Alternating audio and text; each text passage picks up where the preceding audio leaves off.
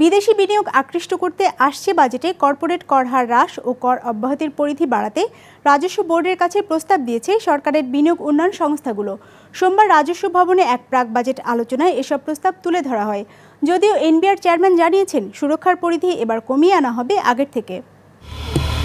তথ্য প্রযুক্তির জন্য হাইটেক পার্ক, বড় ও মাঝারি বিনিয়োগের স্বার্থে বিশেষ অর্থনৈতিক অঞ্চল, সুযোগ দেওয়া হয়েছে দেশভিত্তিক শিল্পাঞ্চলেরও।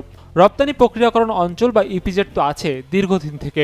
সরকারের এমন সব উদ্যোগের পরও দেশে বেসরকারি বিনিয়োগের পরিমাণ এখনও আটকে আছে জিডিপির অনুপাতে 23 ভাগের নিচে।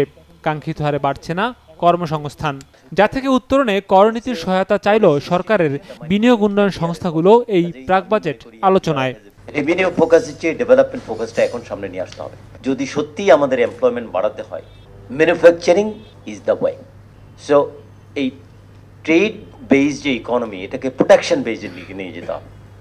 এইটার জন্য এই পলিসি সাপোর্ট এনবিআর থেকে আসলে পরেই এই যে সমস্ত প্রস্তুতি চারদিক থেকে হচ্ছে, we can bring to bear all these things in order to get stronger and stronger. আমরা চাই যে আপনার ভিশনারি পলিসি আসুক, আমরা চাই যে আপনার লিবারাল অ্যাটিটিউড আসুক। অর্থাৎ আমি যেটা বলতে চাচ্ছি সেটা হচ্ছে, আপনি যখন স্যার এক্সামিশন দিচ্ছেন তখন কিন্তু আপনি বিশাল একটা ক্যাপাসিটি ডেভেলপ করার জন্য সহায়তা করতেছেন, আপনি ইন্ডাস্ট্রিয়ালাইজেশন প্রসেসটাকে আপনি সহায়তা করতেছেন। বৈঠকে বেবজার পক্ষ থেকে বিদেশি বিনিয়োগকারীদের 10 বছরের জন্য কর অব্যাহতির সুবিধা দেওয়ার প্রস্তাব দেওয়া হয়।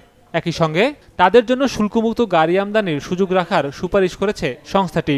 বৈঠকে বিজনেস ইনিশিয়েটিভ লিডিং ডেভেলপমেন্ট বা বিল্ড বর্তমানের থেকে 5% হারে কর্পোরেট কর কমানোর প্রস্তাব তুলে ধরে, যা বিবেচনার আশ্বাস দিয়ে রাজস্ব বিভাগ বলছে ছাড়ের পাশাপাশি নতুন আয়ের পথও খুঁজছেন তারা। প্রগ্রেসিভ রেট অফ ট্যাক্সেশনটা কিন্তু সব দেশেই খুব জনপ্রিয়, এইটাকে বাদ দেওয়া যাবে না।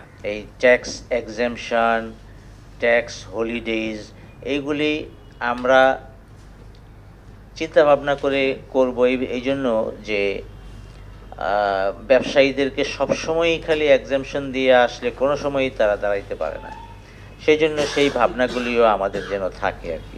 সেই সঙ্গে নতুন অর্থবছর থেকে আয়কর শনাক্তকরণ নম্বর বা টিআইএন ধারীদের জন্য বিশেষ টিআইএন কার্ড চালুর পরিকল্পনা চলছে বলেও জানান এনবিআর চেয়ারম্যান বৈঠকে।